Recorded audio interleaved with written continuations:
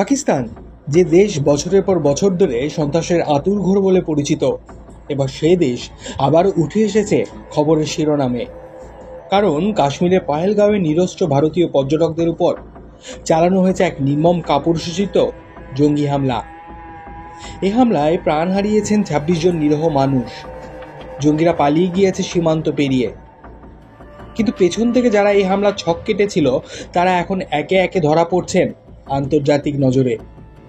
আর ঠিক সেই মুহূর্তেই ঘটে যায় আরেকটি রহস্যজনক ঘটনা। নিখোঁজ হয়ে যান পাকিস্তানের সেনাপ্রধান জেনারেল আসিম মুনির। না, কোনো সাংবাদিক বৈঠকে তিনি নেই টেলিভিশনের পর্দায়, নেই সামরিক দপ্তরের বিবৃতিতে। কোথাও যেন নেই এই মুহূর্তে পাকিস্তানের সবচেয়ে গুরুত্বপূর্ণ ব্যক্তিটি। সোশ্যাল মিডিয়া জুড়ে তোলপাড়। অনেকে বলছেন যুদ্ধের আতঙ্কে সপরিবারে দেশ ছেড়ে পালিয়ে গিয়েছেন মুনির। আবার কেউ বলছেন তিনি রাওয়ালপিন্ডির গোপন এক বাংকারে আত্মগোপন করে রয়েছেন, দিব্যি রয়েছেন সেখানে। এক সেনাপ্রধানের হঠাৎ অদৃশ্য হয়ে যাওয়া জন্ম দিয়েছে একের পর এক প্রশ্নের। কারণ পাহেলগাঁও হামলার পর আন্তর্জাতিক মহলের সন্দেহ এখন কেবল জঙ্গিদের দিকেই নয়, সরাসরি উঠে এসেছে পাকিস্তান সেনাবাহিনীর নাম। আর এই অপারেশনের মূল ইন্ধনদাতা হিসেবে উঠে এসেছে আসিম মুনিরের পরিচিতির ছায়া। এই পরিস্থিতি সামাল দিতে পাকিস্তানের প্রধানমন্ত্রী শাহবাজ শরীফ নিজেই প্রকাশ করেছেন একটি ছবি, যেখানে দেখা যাচ্ছে অ্যাবোটাবাদে সেনাবাহিনীর অনুষ্ঠানে সেনাপ্রধানের পাশে দাঁড়িয়ে আছেন তিনি।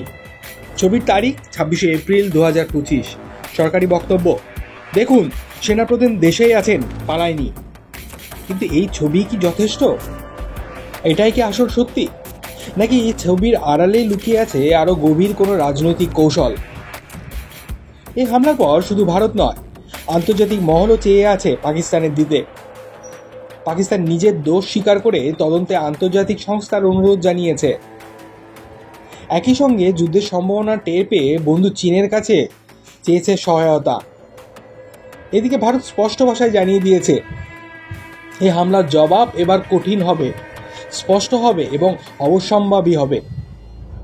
একটি প্রশ্ন উঠতে শুরু করেছে, যে সেনাপ্রধান বছর পর বছর ধরে যুদ্ধের হুঁশিয়ারি দেন, তিনি নিজেই কি যুদ্ধের গন্ধ পেতে গা ঢাকা দিলেন?